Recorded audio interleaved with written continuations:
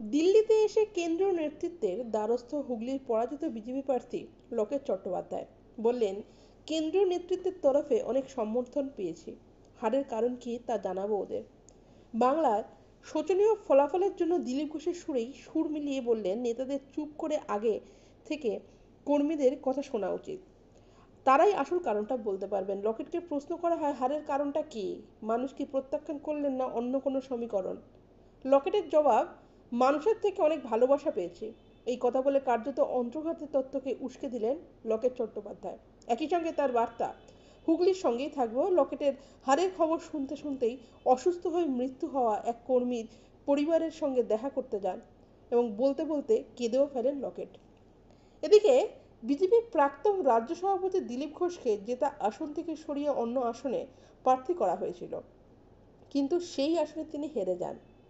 ভোটের ফলাফল প্রকাশের পরেই তিনি কোনো প্রতিক্রিয়া দেননি। তবে ফল প্রকাশের দুদিন পরে দিলীপ ঘোষ ভোটের ফল নিয়ে তার মতামত প্রকাশ করেন। সাংবাদিকদের প্রশ্নের উত্তরে দিলীপ ঘোষ বলেন, রাজনীতিতে সবই সম্ভব, তবে কী কারণে হয়েছে, কে কী করেছে সবই পর্যালোচনা করে বোঝা যাবে। রাজ্য নেতৃত্ব কেন্দ্র নেতৃত্বের সঙ্গে বসে আলোচনা করবে, এখন আমি এই বিষয়ে কিছু বলতে পারবো না। তার এই মন্তব্য থেকে বোঝা যায় যে তিনি এই হার নিয়ে দলের অভ্যন্তরীণ তদন্তের ওপর নির্ভর করছেন।